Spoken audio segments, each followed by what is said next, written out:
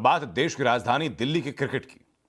Delhi cricket की कमान पिछले एक साल से रोहन जेटली संभाल रहे हैं और पिछले एक साल में दिल्ली क्रिकेट में काफी सुधार देखे गए और आगे भी अध्यक्ष पद पर बने रहने के लिए रोहन जेटली को डीडीसीए में होने वाले चुनाव को जीतना होगा। 25, 26 और 27 अक्टूबर को डीडीसीए के लगभग 4200 मेंबर्स वोट डालेंगे। 28 अक्टूबर को जिसका नतीजा आएगा। चुनाव से पहले रोहन जेटली से बात की हमारे सहयोगी वैभव भोला ने। टाइम्स नाउ नवभारत में आपका बहुत बहुत स्वागत है और मैं हूं आपके साथ वैभव भोला। डीडीसीए यानी कि दिल्ली डिस्ट्रिक्ट क्रिकेट एसोसिएशन, नाम में क्रिकेट है लेकिन यहां पर क्रिकेट की बात कई बार ना पीछे छूट जाती थी। क्रिकेट से हटकर कई बार राजनीति हावी हो जाती थी और जो आपसी मेंबर्स हैं उनकी जो खींचतान थी वो चर्चा का विषय रहती थी। लेकिन पिछले एक साल में हमने डीडीसीए में काफी बदलाव देखे हैं। डीडीसीए की छवि बदली है और अब यहाँ बात क्रिकेट की होने लगी है, क्रिकेट के बारे में होने लगी है और उसका काफी हद तक जो श्रेय जाता है वो डीडीसीए के प्रेसिडेंट रोहन जेटली जी को जाता है, जो आज हमारे साथ है, मौजूद हैं बात करने के लिए। रोहन जी, सबसे पहले तो आपका टाइम्स नाउ नवभारत में बहुत बहुत स्वागत है। नमस्कार, thank you. Rohan ji, Delhi district cricket association, नाम में क्रिकेट था लेकिन एक साल पहले या उससे पहले अगर मैं बात करूं, क्रिकेट की बात जो होती थी वो थोड़ी पीछे रह जाती थी। देखिए, मैं अपने से पहले के समय के बारे में मैं उस विषय में जाना नहीं चाहता जी। देखिए, हर संस्था में, हर एसोसिएशन में कभी संकट का समय आता है। मेरा मानना है कि संकट का समय आया, संकट का समय ज़्यादा नुकसान करे बगैर चल गया है। हमारा केवल एक उद्देश्य है कि आगे के समय कैसे डीडीसीए को फॉर्मर ग्लोरी पे लेके जाएं, जबकि we had great likes and great players जो कि इंडियन टीम में खेलते हैं।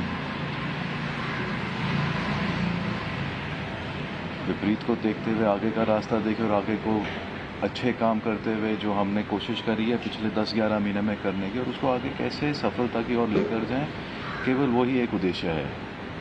रोहन जी, आपको क्या लगता है कि इन कामों के लिए, जिस तरीके से आपने कहा ज्यादा हम पीछे नहीं जाते, क्या आपको लगता है कि नीयत की कमी थी कि क्रिकेट की बात नहीं करनी, क्रिकेट के अलावा चीजों के बारे में मतलब लगातार करते रहना, हल्ला मचाना, पॉलिटिक्स करना, क्या आपको लगता है कि नीयत की कमी थी? नहीं, देखिए, नियत इंटेंशन कभी ऐसी नहीं थी कि क्रिकेट को हार्म करें। क्रिकेट हमेशा ही यहाँ पे जो मेरे को समझ आई है देखने में, क्रिकेट हमेशा ही आगे रही और पैरामाउंट रही है। रही बात की क्या कोई समस्या थी सिस्टम में, देखिए हर परिवार में, हर संस्था में कोई समस्या रहती है, थोड़ी फ्रिक्शन रहती है। यहाँ पर एक फ्रिक्शन थी, सिस्टम में प्रॉब्लम थी। फ्रिक्शन जो हुई वो अब उसका समाधान हो गया। हम लोग सब एक क्रिकेट के और मेंबर के वेलफेयर को लेकर आगे उद्देश्य रख के बढ़ रहे हैं। उसी का एक गोल है कि क्रिकेट दिल्ली में सबसे ऊपर और सटीक लेवल पर खेली जाए। अच्छा, हमेशा से ना मैं काफ़ी सालों से डीडीसी को फॉलो कर रहा हूँ। जब अरुण जी थे तब भी मतलब मैंने काफ़ी फॉलो किया। हमेशा ये कहा जाता था कि अरुण जी हैं तो सब चीज़ें ठीक रहेंगी। अब आप आए हैं, नॉर्थ पोल और साउथ पोल एक साथ आ चुके हैं। जो दिल्ली क्रिकेट के दो अलग गुट होते थे, आपने उनको साथ ले आया, तो ये कैसे हो पाया? देखिए, अब नॉर्थ पोल साउथ पोल बोले, मैं कहता हूँ ये सब एक दिल्ली क्रिकेट का एक परिवार है। जब तक परिवार प्यार से साथ में चलेगा तो सारे मेंबर, सारे जन, एक डीडीसीए के मेंबर्स एक बड़ा परिवार की एक्सटेंडेड फैमिली है। और ये सारे मेंबर्स की जो फैमिली है, काफ़ी सबके व्यूज़ हैं, सबकी सलाहें हैं, सबके इनपुट्स हैं और वो लेके हम चलते हैं। रही बात आपने कहा नॉर्थ पोल साउथ पोल साथ में, मैं इसको नहीं मानता। सब लोग इकट्ठे हैं, कोई पोल्स अलग नहीं है, सबका गोल एक है, तो पोल्स का कुछ फर्क पड़ता नहीं है। और गोल केवल अब एक है कि भी दिल्ली क्रिकेट को हिंदुस्तान में बिल्कुल डोमेस्टिक सर्किट में बिल्कुल टॉप की पोजीशन पे पहुंचाने का। एक प्रपोजल हमारे बोर्ड में चंद महीने पहले आया था, जो पास हुआ था, वो हमारी पाइपलाइंस में है, नेगोशिएशंस चल रही है। अगर ये हुआ तो सारे फॉर्मर प्लेयर्स जो फर्स्ट क्लास प्लेयर्स दिल्ली से रह चुके, उन सबको कैशलेस हेल्थ इंश्योरेंस दी जाएगी। स्पॉन्सर तब अट्रैक्ट होते हैं जब वो आइकन प्लेयर्स भी एक इम्पॉर्टेंट रहता है कि आइकन प्लेयर्स आएँ। तो क्या कुछ ये भी कोशिश है कि जो प्लेयर्स हिंदुस्तान के लिए खेल रहे हैं, जो दिल्ली के प्लेयर हिंदुस्तान के लिए खेल रहे हैं, चाहे वो हिंदुस्तान के कप्तान विराट कोहली हों, ऋषभ पंत हों, नवदीप सैनी हों, नीतीश राणा भी आईपीएल में बहुत अच्छा करते आ रहे हैं, तो कोशिश ये रहेगी कि इनको भी किसी तरीके से कोशिश की जाए कि विराट को, ऋषभ को किसी तरीके से इन्वॉल्व किया जाए, क्योंकि अगर ये आते हैं तो आपके अच्छे काम और जो इनकी मार्केट वैल्यू, स्पॉन्सर्स अपने आप आएंगे।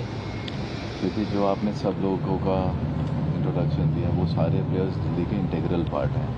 इसमें शिखर धवन भी हैं, जी, ये सारे प्लेयर्स, ईशांत शर्मा भी हैं। ईशांत शर्मा भी हैं, और लिस्ट चलती रही। जी, द लिस्ट डजंट एंड जी। ये सारे प्लेयर्स जो कि नेशनल रोस्टर और नेशनल ड्यूटीज में ऑक्यूपाइड हैं, जब भी अवेलेबल होते हैं, मैं जी। केवल एक तरफ से कह सकता हूँ डोमेस्टिक सीरीज में पार्टिसिपेट करते हैं जबकि इनकी नेशनल कमिटमेंट नहीं रहती।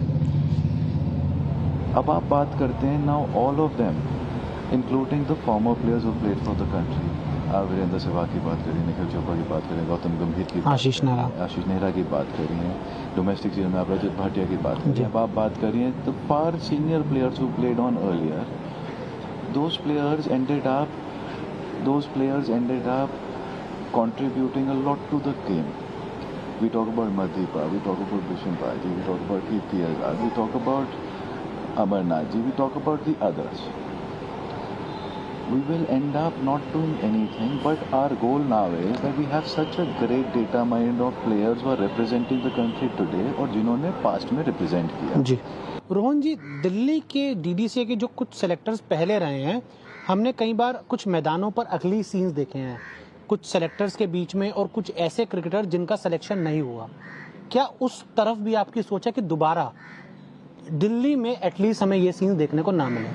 वो चीज़ें अगली हैं, those are scenarios which should not happen in any fraternity. और हमने देखा था कि किस तरीके से जो दिल्ली के 2-3 क्रिकेटर्स थे, मतलब वो हॉस्पिटल में एडमिट हैं, मतलब ये चीजें मतलब क्रिकेट में कहाँ से आ जाती मैं हैं? एक चीज़ स्पष्ट करता हूँ, there is zero tolerance for corruption. ये बहुत क्लियर है। There is zero tolerance for indiscipline. हमारे यहाँ पे अगर कोई अगली सीन होगा जहाँ पे स्पोर्ट्समैन स्पिरिट को वायलेट किया जाए, इनडिसिप्लिन करप्शन के लिए there is zero scope.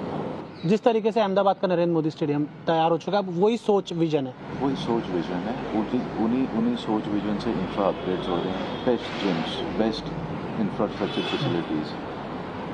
RP Mehra block का इंफ्रास्ट्रक्चर का इशू था जो आईआईटी दिल्ली से एंगेज करके रेक्टिफाई करा लिया गया है। Now slowly the goal is to upgrade boxes, upgrade spectator. देखिए, एक स्पेक्टेटर एक्सपीरियंस होता है जी। स्पेक्टेटर आए, दर्शक आए, उनको अच्छी सीट मिले, अच्छा वॉशरूम मिले यूज़ करने के लिए, अच्छा खाना मिले खाने के लिए, उनको और क्या चाहिए? एक स्पेक्टेटर एक्सपीरियंस होता है, मेंबर्स के लिए एक्सपीरियंस होता है, मेंबर्स के लिए डेडिकेटेड इंक्लोजर्स हैं, उनको भी इम्प्रूव करा जाएगा, फैसिलिटीज़ बढ़ाई जाएंगी। मेंबर्स के लिए एक प्रपोजल है कि हम बैडमिंटन कोर्ट बनाएं, टेनिस कोर्ट बनाएं, बास्केटबॉल कोर्ट बनाएं, वो सब ऑलरेडी प्लान्ड है। समय कम होने के कारण वो चीज़ एग्जीक्यूट नहीं कर पाए, but those executions are only a matter of time. Be rest assured, अगर मेरे को मेंबर्स ने अपॉर्चुनिटी दी एक और टर्म सर्व करने की, आपको पूरे टर्म के आधे टर्म के अंदर ही यहाँ पर एक बदली हुई भावना दिखेगी, एक बदला हुआ माहौल दिखेगा। इंफ्रास्ट्रक्चर और मेंबर फैसिलिटीज़, प्लेयर्स फैसिलिटीज़ आपको वर्ल्ड क्लास दिखेंगी। आपको जो डीडीसीए की हिस्ट्री चंद सालों की रह चुकी है, जो 10 महीने से हमने कोशिश करी है बेटर करने की, उसको खाली इम्प्रूव करेंगे।